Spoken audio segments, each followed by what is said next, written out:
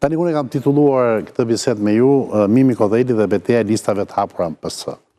Sepse në fakt, në strategjinë e kryetarit të Partisë Socialiste, kryeministit Rama, një pjesë e, siç e ka justifikuar, e kandidatëve për deputet, cilët nuk kanë eksperiencë politike të dur, të cilat duhet të jenë, po themi, filizat e ri, fidanet e reja të partisë, të futen në listat e sigurta, pra ato numrin e 12 parët, ndërkohë që për diferencën do ketë një betejë shumë madhe midis jush që jeni deputet dhe politikan, po themi një eksperiencë shumë madhe politike.